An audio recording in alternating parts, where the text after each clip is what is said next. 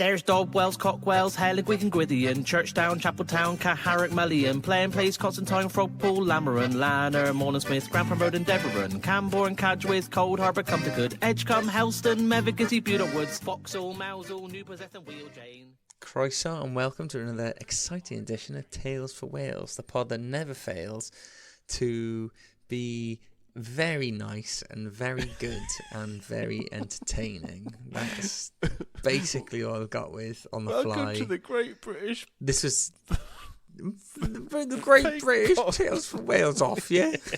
Welcome to the Great Tales for Wales podcast with our doe-eyed host. I'm really sorry to our listeners, but yeah, that was literally the classic Franco. You went, yeah, you'll do the intro, yeah. 5, 4, 3, 2. I was like, oh god. Yeah, well, so I think I fucking styled it out. We're fleet-footed, aren't we? Yeah, we're spicy. Sorry, I'm out of breath. You fucking float like butterflies, float like flutterbys even. Float like butterflies. And sting like bees, my friend. That leads me to my next question. How many bevs are you in so far? Oh, I think I'm on. This is numero thump to confuse a couple of languages. Is that number 5? Number 5 Yeah. to the monolinguists out there. Yeah, that's number 5, isn't it? Fumpf is How about 5 you? in German. Only my second. I've been a busy boy. I've been doing loads of stuff this afternoon, hence why we're a little bit late starting this. But you're on bottles, aren't you? I'm on manly cans. Oh no, I'm on cannies, mate. The You're on tinners. cannies? Oh, Yeah, well, cans. I had my first one was a bottle. Basically, because I went to the shop, they don't have chilled boxes of beer, but they do have chilled bottles. So I was like, right, box of beer and one chilled large bottle combo. So I had my first. So everything's chilled. That's all I need. My Carlin are crisp. They're so cold. They're perfect. They're going down like. You love to hear it. Yeah, it is. And I haven't really had much. It's smut to me beer hearing that. We were meant to have. I had a beer actually. I was gonna say we had a beer together last week, didn't we? Well, we were meant to. I was on the booze back from London from work, so I was on the train for like 2 hours having cans. And I was meant to meet you for the podcast, and South Wales got hit by Cardiff got hit by a blackout for Sky Internet, and we were so upset because we were both pretty drunk, weren't we? Oh, I got so angry. I was like I'm a pretty chilled guy, as you know, but like when things just don't work as they're intended, it drives me a doolally, my friend. It really grinds your gears, doesn't it? When that happened. It grinds my gears, and when that happened, I remember texting you like we were texting on and off going, "Is yours working? Is mine working?" And at one point, I think we both like text almost in sync, went like, "I can't be bothered anymore. Like I'm so angry. I wouldn't be any fun anyway." When we did do a little bit of a record, we were really both heated up, and we were so drunk starting it that we went on a fucking tirade to begin with, which has been lost now. I can't listen to it back because it was just us like ranting about politics. Lost the ether, yeah. I mean, it is in the vault. I vaguely remember us, just getting straight into it. I don't think we did an intro. We were just like, right, this is my opinion on some really inflammatory subject. It's my platform. I can say what I want to say. No one was so stopping glad that me. got lost.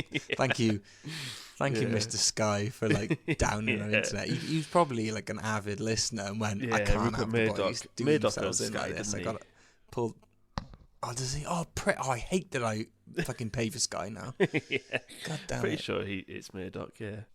Well, anyway, should we, cheers, Murdoch, for fucking pulling the plug on it. Yeah. Do you want to start? Do you want to hit us with a review? Yes, I got one ready. Let me have a gander now. So, this isn't so much a review, a little comment rather on our YouTube channel. Oh, I don't think I've seen this. And this is from someone called Ganera45, and they commented on the Boudica episode that we put out a while back, and it says, "Love it, lads. Could listen to you rambling for ages." Yah spelled Y-A-H as well, so you know they're fucking cool. So, could listen to you rambling for ages, even when it's about piss, lol. Also, being born and raised in North Wales, it's great to hear so much about our history while also hearing you have a laugh. is a great combination. Keep it up. Oh, So cheers, Ganera45. Ganera! Canonero! Can you Ganero? Can you Ganero? The obvious way to go with it, but I'm still happy. Well, I thought this episode isn't going to be... I'll give you a little spoiler. No, I could reveal something, but I'm going to save it to the end. And let me just make a note so I don't forget 1 second. Right, yeah. Right, I'm going to come back to that. But before we do, I've been... So I haven't seen you in ages, and I purposely not told you what I've been up to, because I thought I'll save it for the pod. Because I've had a mad couple of days. I went on holiday to Cornwall, hence the episode. And that had stuff happen in it, which I'll tell you about anyway. But then I had to come back Sunday night, back from Cornwall to Cardiff, like a 4-hour journey. Go to bed, wake up at 5 and go to London for my first ever in-person pitch for like a £1 million contract. £1 million. I didn't even know that money existed. And for my company, it's quite a big for one contract. So it's like it was quite. And it's not really meant to be me doing it. It's meant to be my boss, who's like a director, who's on holiday. So I've been working on this for about a week, or maybe longer, and I am so out of my depth. I was like, and I'm not very good at doing like public speaking stuff. I'm great. I work remotely, so like every time I do a pitch, normally I have. I'm great when it's just my fucking like profile pic on Teams, but when in I do pitches, I write out verbatim, similarly to like how I do notes for the podcast and stuff. I write out what I'm going to say. And they can't see me reading it, so it's like it's always been pretty fine. But this is in person, and my jobs are based around social media, and this wasn't much to do with social media, so I felt like a bit of a sore thumb. Is that stick out? Yeah, I think that's the saying.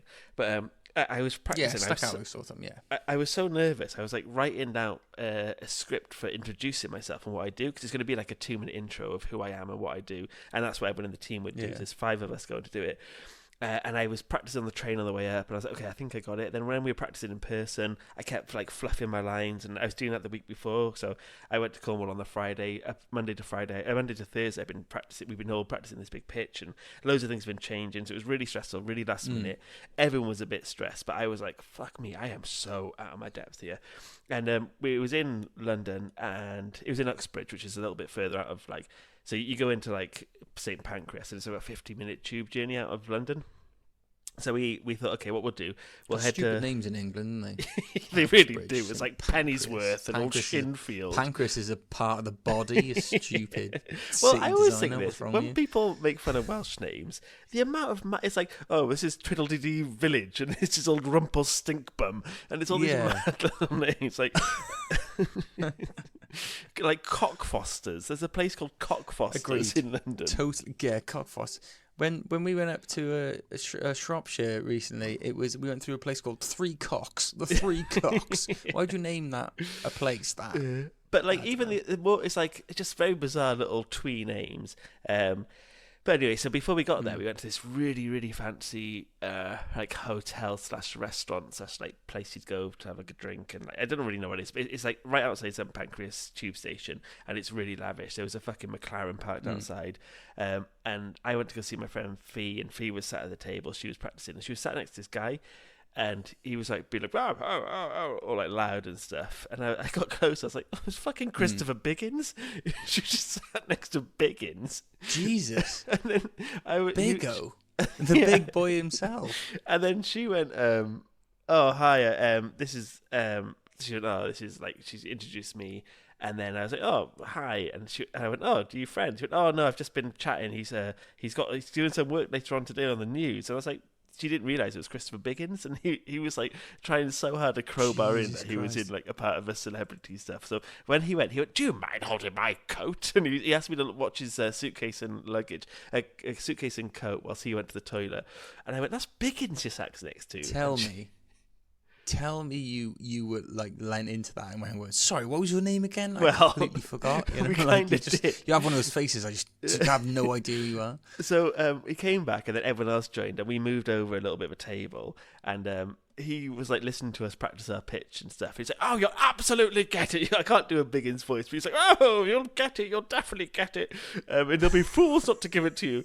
And give me the cue cards. I'll do it for you. Well, then someone else didn't know that he was Biggins, so they went, "Oh, so do you know Fee?" And he was like, "No, but she'll know me." And then he was like, "I've just got to do a talk with GB News right now." And he's like crowbarring that in. They're like, lots of people didn't know who he was. Then he went, "Oh, I've got to go and do this. Going to do some panto in the evening." And he was like listing all the stuff. But then he also was like, "Oh, I've also got a funeral to go to halfway through the day." And it's like, you're on GB News. You go to a funeral.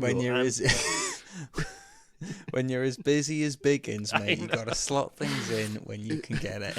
And then there's no time for idle chit chat. Although apparently there is. I don't know. It was just so bizarre. He was incredibly lovely, but he was so keen to talk about himself. And then when we were practicing, and we were doing it in like hushed tones because we didn't want to take over anything. But so we were all around this table, all being like, "Okay, so this is what we're going to do. This is what I'm going to do." And there's a big part where one of my colleagues had to do quite a big description of like what our like how we'd help this client or whatever. And she was halfway through, and she's really trying to master how she'd say it. And he went, "Anyway, guys," he came and interrupted her, and she was so annoyed. He's like, "Anyway, I've got to go. My train will be here soon. Anyway, it's a pleasure to have met you all. And he pointed at me, he went, "And you, good sir, have another croissant," because I was eating a croissant at the time. I was like, "Oh, Biggins, don't hit me with my croissant guilt."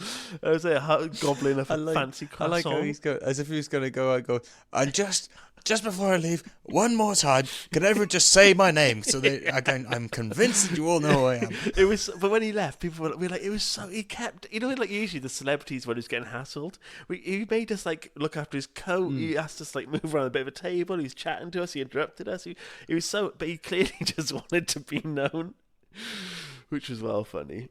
Bless him. Bless his coat and the socks. And then when we got to, wow, that's a hell of a way to start, mate.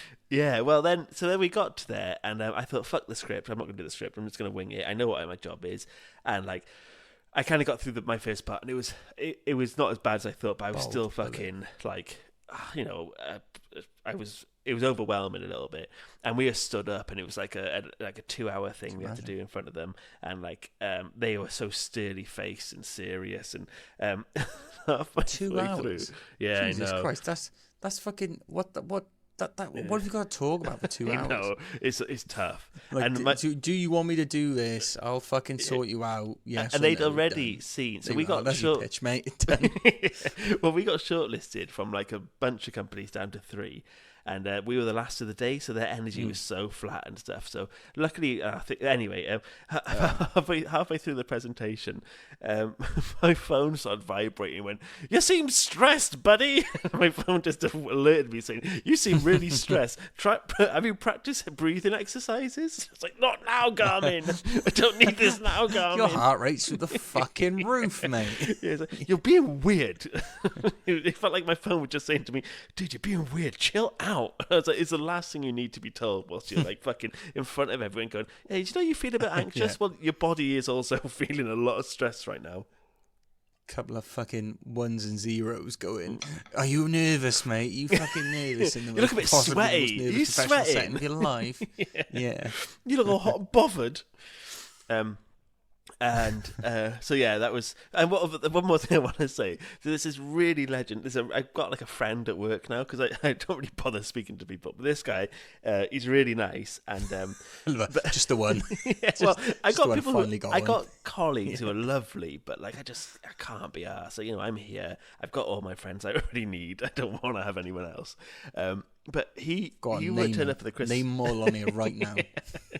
Well, he turned up at our Christmas party, before he even worked at our place. He came beforehand to the Christmas party as like an intro, and I'd never, like, how terrifying would that be, going to someone else's Christmas party before you even start working there? Like, it takes balls. But he rocked up, and he's a similar build to me, like 6'1". He looks like a rugby player, and he had the exact same clothes on. Getting all right, big time. Jesus Christ. It's in, like, he's a big 6'1" boy. Right, gorgeous, beautiful, muscle machine, like hard as nails. Gorgeous, cock as big as your arm. Absolute. Yeah, I could see it through his trousers just like I could my own. I could tell he was a shagger. Instant could tell. No, but you know, Look, instantly he has that aura about him, that vibe. Yeah. not professional rugby, like Sunday rugby where you're fat and big, you know, like that. But You're not too fucking into your own height. You go to the gym, but after the gym you snaffle some crisps on the way home. So he I'm just saying he could handle himself, just like me, all right? Just saying, you wouldn't fuck with him. There's no way you would fuck with him. Don't fuck with him, yeah? Same. So anyway, he wore the exact same chinos and blue shirt, the exact same blue shirt that I had on, and I was like, oh fuck's sake! So I had to take my shirt off and wear my t-shirt, and it was Christmas party. It was fucking freezing. I thought you were going to say, I'd take my shirt off, go fucking topless, go, I got to differentiate myself. I got to out alpha this guy. Yeah. Go fucking tits the wind. No, I wasn't bare chested. But then I went out to the office like 2 months later, and I had a shirt on again, but open shirt with a white t-shirt underneath, and it's a slightly checkered shirt. You know, it was very fucking like classic, like early 30s straight white guy uniform. Is fucking not very exciting. And he had the exact same thing. And most of the people I work with are women who are like really into their fashion and stuff. So me and him are the most classic generic guys. He wore the exact same thing again. So then when we were both on the pitch together, I texted him saying, mate, what are you wearing tomorrow? Because I'm going to wear a white shirt. And he's like, oh, I'm wearing a white shirt as well. I was like, for fuck's sake. But, so he didn't. He wore a brownish shirt. And when I got there, it was the same brand that you get from Next with that like stag on it. And we had the exact same shirt on, but you know the one, and he had that, but in a slightly different colour. He went, mate, we're so lucky. Many of an item in my wardrobe with the stag on it, yeah, blokey stag. Because he had the exact same white shirt, so we were going to go to this pitch dressed the same. And we always keep saying we're like that scene in Step Brothers where they turn up for interviews together in the same like tuxedo. Yeah, you sound like you're in a film where it's like. This guy is just like a mirror image of you of some kind, and by the end you learn to like accept yourself, and the guy's never actually been there, and then like at the end of the film you reminisce, and all those scenes are actually, if they edit him out, it's Fight Club but like wholesome. Sounds great. The company I was who were interviewing us kind of thing, they work in like pharmaceutical stuff, and they do loads of stuff for diversity and inclusion. So they're really proud of like supporting people with menopause and stuff, and doing all these really good things to help in part of the community. They do like lots of outreach stuff, and they said, because I do social media, it's like, so what could you talk about yourself that sets you apart? And they like said, oh, we do these things. We we do loads of paternal leave for parents, and for dads and mums. We do loads of stuff about menopause, and then we also support a lot of black farmer, and I thought they meant black farmers, and I was like, oh, that's interesting, because they're a pharmaceutical company. And I was like, oh cool. Look, that's an industry I'm passionate about. I've always been about the black farmers. And I was like, oh, black farmer. And I was thinking in my head, I was going to say like, oh yeah, because I suppose you maybe don't see too many black farmers. And I was imagine I said that out loud in front of a room of people of all different backgrounds. Listen, have you ever heard the Royal Welsh? All right, you want to get your you're gonna fucking love this, lads. And, like, have a stall. You're gonna fucking go nuts with that, man. Yeah, and I did tell my boss afterwards, and she was like, "I'm so fucking glad you kept your mouth shut." I was like, "Yeah, mate." Sorry, so back to the shout out. Pitch. I love that. Big shout out also to a beautiful bastard, Ollie and Sarah. Big congratulations on their newborn Maver. They got a beautiful little baby girl, and we just want to say, well, congrats for being shaggers and having a lovely little nipper. It's not for us, not the kind of. Congrats on being the not our game, but like congrats for being the first of our group to have sex. Well done on you. That's we can't wait to find out what it's like. Good. We're all legally awaiting it. Yeah, it'll be good, I'm sure. Any day now. Buzzing, absolutely buzzing. Been married for a fair few months, still waiting. But you can't carry on. You shouldn't rush these things. But we just wanted to say, sending our love to baby Maver and Ollie and Sarah. Well, do you want to hear what I've been up to recently, in a very stark comparison to what you've been doing, rubbing shoulders with celebs? Yeah, go on then. I have bought a treadmill. Boom, done. Right? That it's not a proper treadmill. It's a walking treadmill. You can't go too fast, not too much strenuous exercise on it, right? Yeah. And it is hot pink. Oh, good. It's hot pink in colour. Do you want to know why? Because it was 30 quid more to have a black version, like a boy version. I And was you know thinking, what? I'm your modern man. I don't give a shit. I'll have a pink one. I was going to say more, why have you got a treadmill rather than a walking treadmill rather than why have you got a pink one? Because I think the colour's the least of my concerns right now. Because fucking fitness is my life, you know, as you well know. No, I put a stone on since the summer. Oh, mate. I put a stone on. So I had to shift that pronto. So I'm thinking like I can stealth shift it over the winter now where I'm wearing all my fucking hoodies and shit. I can stealth shift it, and then by next summer I'll be like a god. That's my plan anyway. I am I couldn't believe I checked my bank account today and I feel like someone's robbed me. I couldn't believe how fucking broke I am. Like I've been living large this summer and my bank balance shows, and so does the fucking waistline. So I said to Emma, I was like, babe, I'm going to give up the gym for a bit because I go to the gym, I just do my fucking arms. That's all I do is constantly work out my arms and chest. And what do you need? What more do you need? And I said, you don't have to walk the dog anymore. I'm going to walk the dog Monday, Wednesday, Friday, and then on Tuesdays and Thursdays I'm going to start running. And I've never run in my life, but I was like, I have to start being a bit more healthy now, and I'm going to do a 10k in January, probably for some charity. So we'll chuck up a charity link in here. I know 10k is not much, but I've only ever played. I play football and I do like boxing and stuff, but I can't physically just run. It's not in my brain capacity. So I'm going to try. I've just purchased a walking treadmill. Yeah. I'm not doing fucking running. That's silly well, stuff. Weirdly, for the listeners as well, we had a message in the group from Franco, and it was like, right, I want to get on to like being a bit fitter now, wherever. Would anyone be willing to join me in a 10k run? Fucking dust ball. And so the listeners know, it was fucking dust ball. Apart from me going, I ain't fucking doing it, basically. And it was. Yeah. So, to be fair, I'll make Dan, who is an avid runner, who is like probably the fittest among us, is agreed to do it. But yeah, you're gonna have to be taken under his wing, mate. Well, I'm gonna have another boxing match next year after the wedding. So me and my mate are going to sign up for one after the wedding. So probably this time next year. But to get back to where I was, I need to start. I'm out of breath walking from the sofa to the fridge to get a can of Carling just now. So fucking I'm in dire straits. Mate, top tip. Where I'm sat now, it's only, my little fridge is only like an arm's length away. Don't even get up. It's fine. Right, this has been too... We haven't seen each other in ages. We're yapping.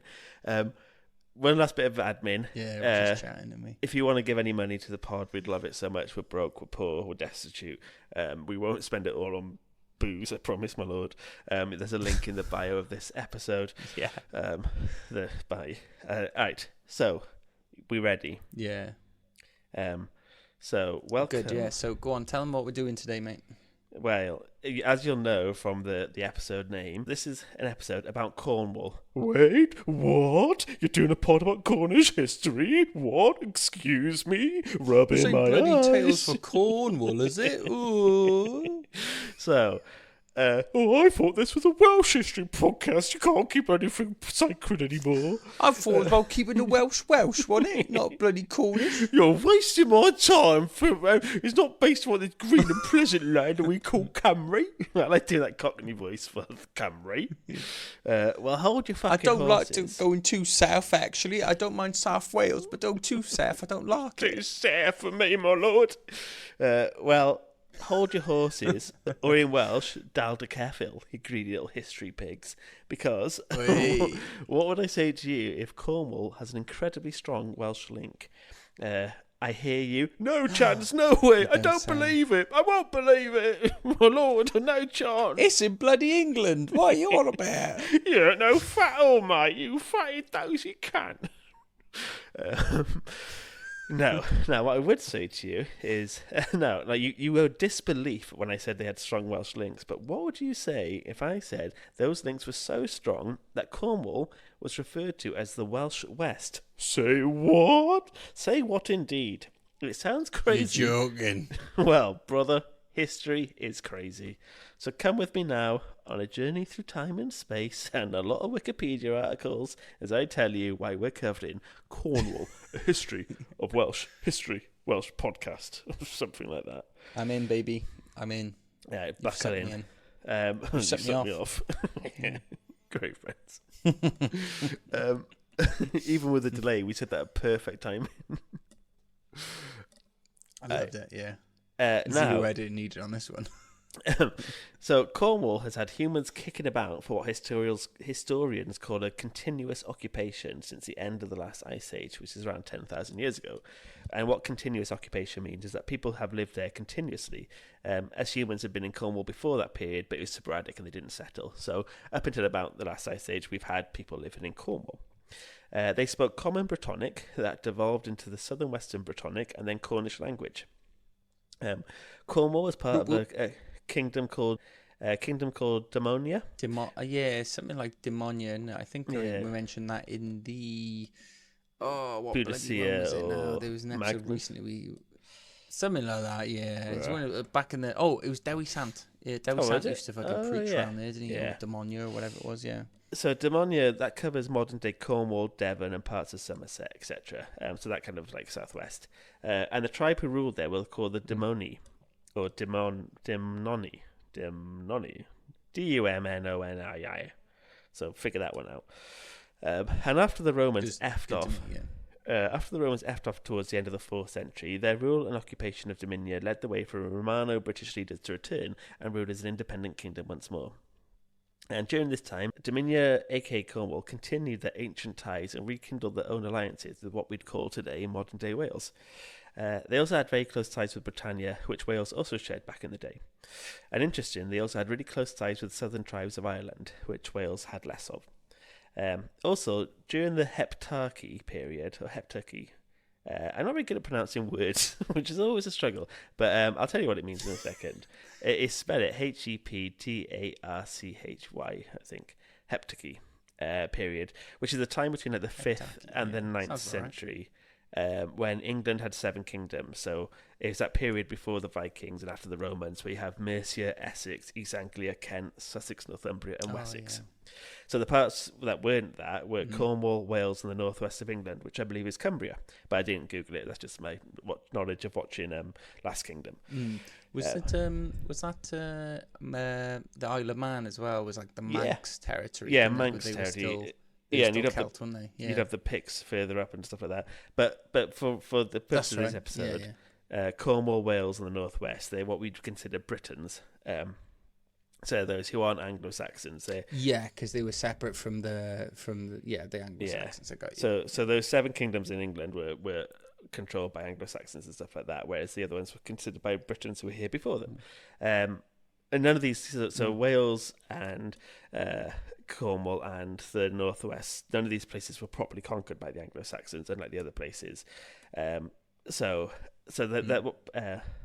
So by not being part of the heptarchy of what we call England, that united Wales and Cornwall, because what you aren't unites you sometimes. So the fact that Cornwall and Wales weren't a part of this 7 kingdoms, it made them, they have much closer bonds. And they also had a lot more similarities in their language. They also had very similar, very old traditions. And not being conquered by them, that means they kept their genetic makeup. So, as in they didn't reproduce with the Anglo-Saxons. So they also looked distinctively different from the rest of England, as did Wales. So you could tell a Cornishman, you could tell a Welshman. They'd look different. They genetically would look different because they hadn't been. I read as well. Sorry to interrupt me. No. I read as well that the like even modern day, if a Cornish person and a Welsh person, were speaking today in Cornish and Welsh, you could totally understand each other. Like not 100%, but like you could get the gist of what you were talking about because the languages derived from Old Brittonic. Yeah, I'll go into that a little bit more later on, but that's what, like, language is such an important tool in connecting. Spoiler alert. But So, as I was saying, their genetic makeup was also distinctly different from the rest of England. And then in the 8th century, the King of Cornwall was called King Geraint. I mean, come on, can you get more Welsh than that? Come on, baby. And he was the last recorded king of a unified Dominia, aka the Kingdom of Cornwall. So Dominia, yeah, that's what I'm going to call it. Deal with it. And so yeah, he was the last recorded king, and during his reign, he was constantly under threat and attack from the Wessex lads. And after his reign, there were a few kings who followed him, but they reigned over a smaller part of Dominia, which was essentially just Cornwall and some of the areas around it. Some of those kings also had really Welsh-sounding names, like Howell, and so there's a guy called Howell of the West Welsh, but it's spelt Huwal. Although we can't be 100% sure that this guy existed, and he might be confused with Howell Dda de Haybarth.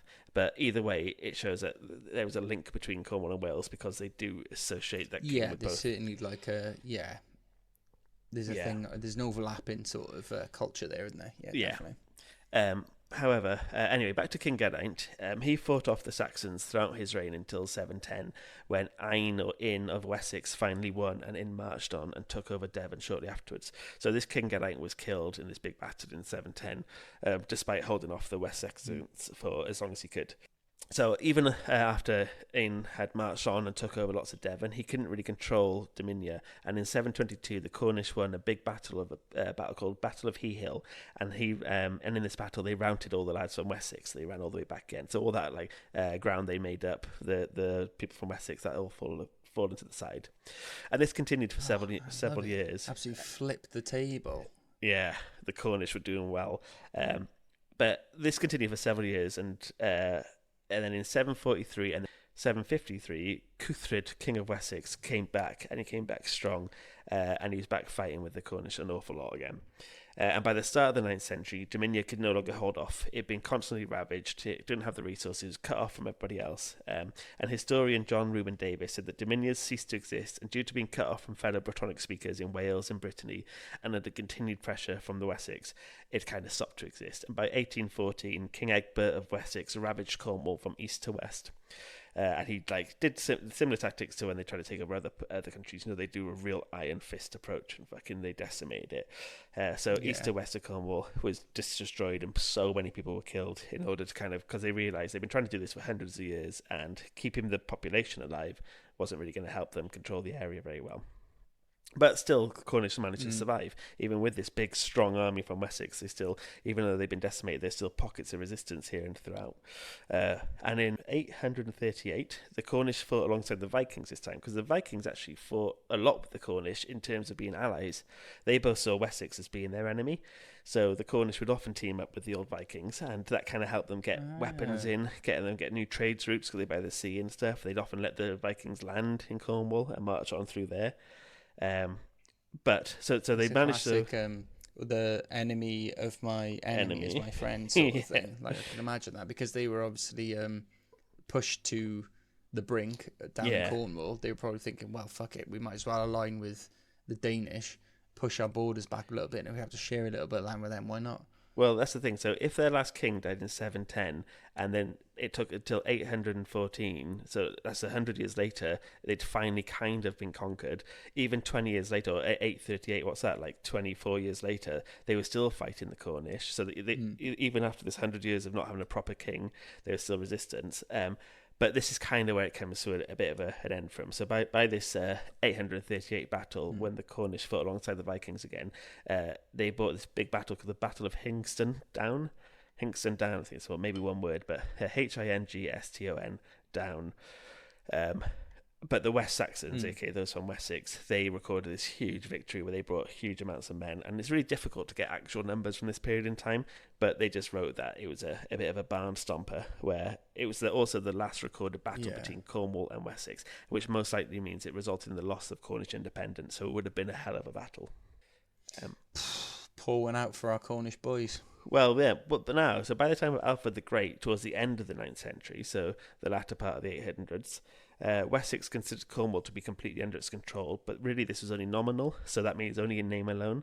So this is nearly 200 years after the last king died there, and even though Alfred the Great considered it his territory, you wouldn't send people over there, and I'll get to that in a second. But it's quite similar to how Hull there was. Like there was by this time as well. There's a few Cornish kings. There wasn't just one Cornish king. There was a few. They call them petty kings, which means there's like quite a lot of them, and they're not really like they're Well, not. I was going to say the is similar to Wales as well in that you're not fully conquered. I don't think until they've exterminated a language. If Cornish is still present today, they've obviously survived. Exactly.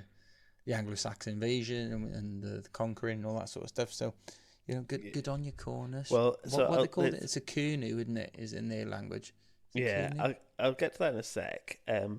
But I was just going to say, so just like how there, the Cornish kings who were considered petty kings, they would have paid like homage and fealty to Alfred, or at least acknowledged his rule above theirs. But they were kind of allowed to crack on, and in doing so, and in submitting a bit of fealty, they managed to come back to thriving a little bit more again. So, like you say, their language managed to flourish again. They could have parts of their own law. They also it wasn't really enforced either. So like there was no one from Wessex coming over to like tell them how to live, and they also read that the Anglo-Saxons would never cross over to Cornwall unless they were really well armed or well numbered, because the Cornish were renowned for being incredibly hostile. So like even though they were essentially a part of Alfred's England, you would never go over there. You wouldn't cross over there unless you're doing a raid or you were very sort of like tentative. Yeah, we're technically under your dominion, but don't fucking come over the borderline sort of thing. Yeah. It's a lot to be said, isn't it, to like short-term loss, long-term gain. Yeah. I mean, obviously they wouldn't know that at the time, but like how Cornish is still alive today, Welsh still alive today. Whereas all Scotland, those sort of Celtic languages that they took an L back in the day. Yeah. And whereas you look at Scotland, we're still here today and on the rise. You look at Scotland, like has more power, political power, has more political might, has more laws that it can make itself. But because it had a bigger fight with England, and it was it kind of got more of its own independence. In doing so, it did lose it.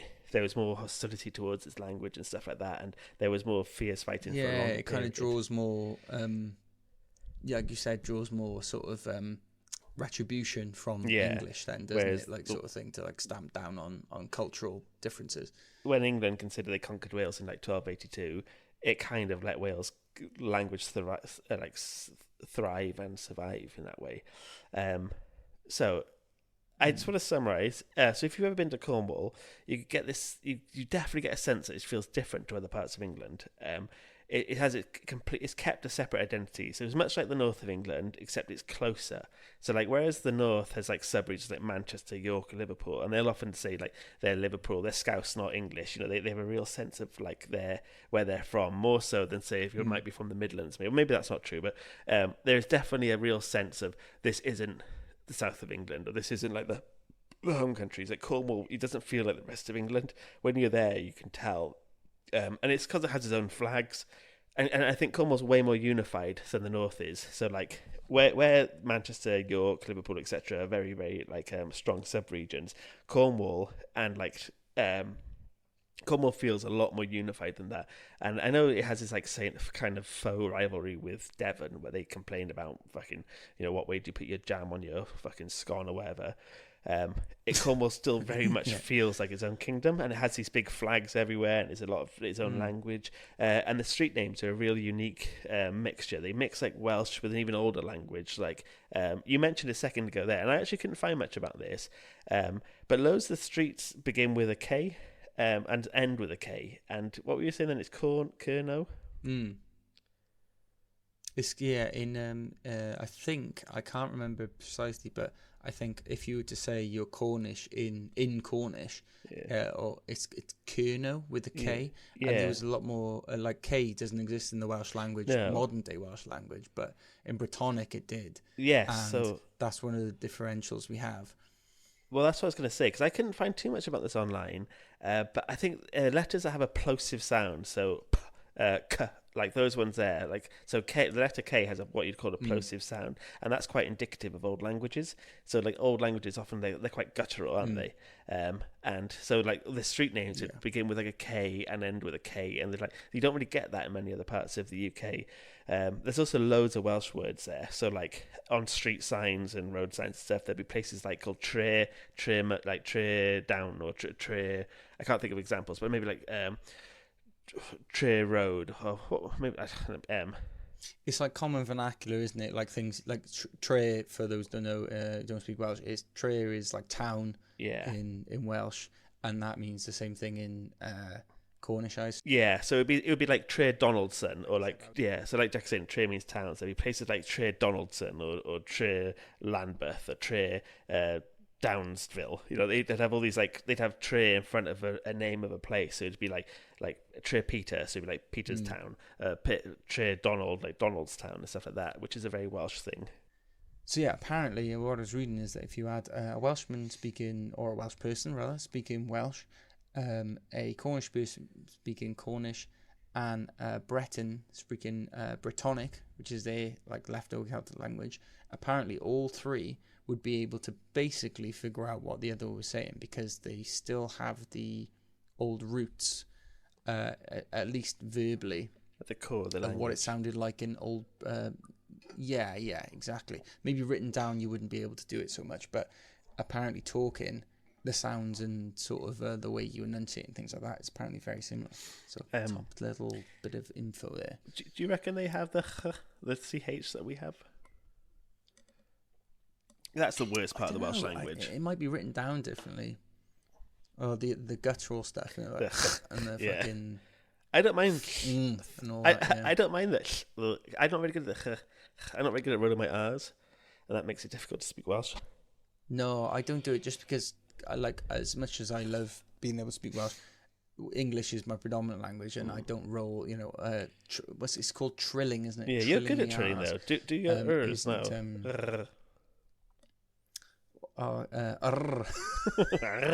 It's sexy. Sorry, girls. Yeah. Sorry, girls. Slipping off your seats. Bit a few creases in some trousers tonight for the lads. Yeah. I forgot my bloody train of thought now. But what I'm saying is I'd like to know, right? Any people who don't speak Welsh listening in, probably the majority. When you see a double L, right, in Welsh, that is meant to be a sound, right? It's like a goose. The way I think of it is it's like a fucking goose hissing. You know, go like that.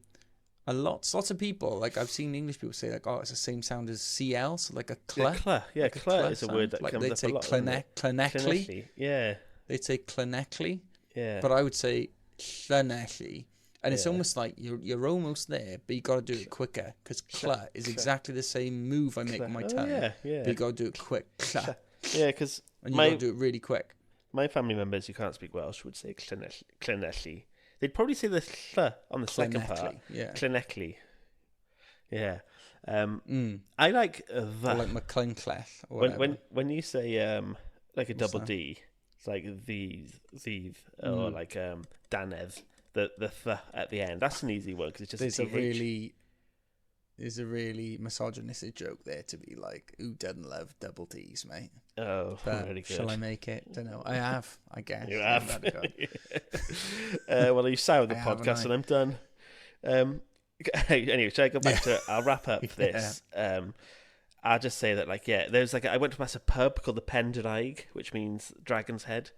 And it just feels ancient. Like, you can see where man's completely worked the land, and there's this great there's huge tin mine shafts, very old, really really old tin mine shafts, and then around them there's these big landslides that have now covered over, and they have grass on them, and the place has been overmined, and it's very similar to Wales for that, and it's this amazing coastline that's embraced Romans and Vikings and smugglers and pirates and hippies and stuff, and it's when I say hippies, there's a lot of so many middle class people down there now, and it's visiting. And it struggles with the coastline's ragged and dangerous, but it's properly beautiful, and it's dramatic place. And I really enjoyed being there. But I think I love being there because it reminded me of home so much. I was like, this is where we're from. Yeah. And the landscape's so similar, and we have such a There's similar... something to be said about, like you said, about having somewhere that's like feels ancient. Do you know what I mean? Like, don't Yeah, get me it wrong. really I know does. that I'm not stupid. I get that the whole fucking island of Britain has been here for fucking God knows how long. I But get the rest that, is... but it's like It feels like... there's been so much change in England, Yeah. for example, where like people have come in and like fucking bulldozed what was before and Yeah, remade their own 100% thing. that. There's only certain sections of this land that Yeah. have aspects that have been here for thousands of years, you know, Yeah, and that does, 100% it that. invokes something for me, certainly. It's that you've nailed it. And I think the language helps with that, like, because we've spoke the same language for so long, and people still speak Cornish in Cornwall today. It's far fewer, but people do speak it, and it's been here for so long. And I think, like you said, the rest has changed so much, and for it's better for worse. Cornwall and Wales has kept a lot of its like history, or it hasn't kept up as much of the times, but in a nice way. You know, it's still like there's loads of space down there, but it also shares a lot of the same things with Wales. Loads of it's incredibly impoverished, which you wouldn't think of, but it has a high poverty rate, and Wales has got one of the highest poverty rates in Europe. You know, we got some of the most. We got huge amount of problems with children under the poverty line, children going hungry, really high rates of illiteracy over people over 50. Love that. A Celtic characteristic, like Yeah, we're poor. We've developed into nations that are poor. But it does feel like the landscapes are so similar. It feels like God just, in like a big fit of rage, he's flung down and he's snipped where Cornwall and Wales once were, and they spread apart because they're so almost connected. And like you feel like if you pushed them back, they'd be fitted right to where they were. And there's also references to in Welsh, in early Welsh and Breton references. They talk about King Arthur in Cornwall, and like Drakeford recently, like a few weeks ago, signed a first ever deal with the leader of the Cornwall Council, who has like a much bigger stake of a council than other places. You know, it's a small senate or a small parliament down there. It's like a heritage thing, yeah, I can imagine. They've signed a collaboration agreement where they'll work together on the holiday home crisis, because we both suffer from a second holiday home crisis, how to ensure offshore wind is properly invested and the money goes back into Cornwall and Wales, not into London. And they talk about language conservation. It's the first time they've ever done this together. But that aside, my glorious review of the place, I take it all back. They're fucking thieving little rat bastards, and I will never step foot there again, because I got my first ever speeding ticket on my way down there from a 60 to a 30 in the blink of an eye, and it's got. I googled. Fucking didn't. It's a rat move. I googled it, and so many people have been caught by it. It's caught like 3,000 people in its first like summer of being there, and the fucking little bastards got me. I tell you what, me and you, where was the last time I got my speeding ticket, mate? I know, mate. Devon. Yeah, Devon. Diminua, Diminua, the fucker, is our fucking. Apparently, we're not going there again. We can't go to that kingdom, that old Celtic kingdom. Apparently, is no fucking good for us. I'm so broke at the moment. I've never had a speeding ticket before either, but I reckon it's about 100 quid. And I just, mate, how much, have you got to go on a course? I don't. Well, they sent a letter did. to my mum's house, so I'm just going to say I'm a political prisoner. And I'm going to abstain from reading the letter. I love that. Yeah, I'm fucking. Actually, I've got what's the word? Diplomatic immunity. Fuck off, leave me alone. Yeah, I might cross the border to Devon and ask them for a diplomatic immunity because those fucking bastards. I was driving in Diminua, and I'm actually from Cymru, so like, fuck off and leave me alone. Yeah. My new message is: Cornwall should have died the day King Geraint died. That's what I think now. Cornwall died as soon as Geraint was in the ground. Cornwall was dead to me. All right, that's when they started putting all these fucking laws and fucking speed limits everywhere. Ugh, absolute dogs, the lot of them. So, yeah. Love that. This absolute puff piece about Cornwall and then fucking dogs. Yeah. So I only found out about this about an hour ago. So whilst I was watching Bake Off, my mum just sent me a message. Oh, man. She went, whoops, you've been caught speeding in Truro. 38 miles. 38 miles in a 38 miles per hour in a 30. So it was a bit faster than I should have been. But it went from 60 to 30, like fucking that. And I said to Emma, I was like, I bet you that's just caught me, because I'm not a speeder. Like, I drive fast on the motorway, but that's allowed. But It'd be irresponsible to break that heart. yeah, that mate, it was crazy how quick it was. But it went letter there, and my mum said the police will come back and ask who is, and they'll have to come find me or something. But I said, you'll fucking try your best, mate. You fucking dirty pigs. You keep hanging it. There's no chance. So of yeah, any residents of Cornwall, stop listening at the 50 mark, because now after this, man, we'll never forgive you. Cough up the shekels. Help pay my legal fees. I'm going to start a crowdfunder. There's a donation link in the description. You guys know what to do. Crowdfund. Can you write it saying fight have a whip Franks? round. Can you change the hyperlink to say fight Franks' legal fees here? Yeah, all right then. No worries. How much was yours when you did your little course? Oh, I think it was about a ton, but I didn't get any points then. It was basically, they said you can pay the fine exactly the same and get 3 points, or you can pay the fine, do some fucking monotonous course, and then get away with it. It's not cheaper if you do the course. Not get away with it. You've been. No, it's not cheaper. You pay just the same to pay for the course. And you know what, mate? It's boring. And they make you put your camera on, and they make you actually interact. So they'll go round the room, the virtual room, and go, "What do you think? What do you think?" And but I'll just don't wrong. You just got to make up some bullshit thing. But it's still annoying, because if they see you looking down on your phone and stuff, they're like, "Get off your phone! I'll give you one more, and then you're fucking kicked out." Did they say that? Yeah. There's some girl, bless her heart. She thought she was above the law. She was looking down at her phone. She was like, "Kirsty, you can't bloody look at your phone." And she was like, "Yeah, no problem." She did it again. It was like, "You fucking gonzo, love." What, did she go? Yeah, the person, she has all the power. She kicked her out. Did she kick her out? I'm assuming, I have no idea, but I'm assuming she either had to reschedule or have the 3 points in her license. I don't know. So you got to look like you're interested. That's hard for me, because I don't have my camera on ever. I'll just have the laptop on my lap, and I'll play fucking Starfield in the background or something. I'm not going to learn. I refuse to learn from my way. Just line it up. Line the camera up where your eye is on the telly, and you should be all right. And also keep the controller out of sight. Yeah. I just say the camera doesn't work. Anyway, this is boring for everybody else. So yeah, diolch yn gwrando.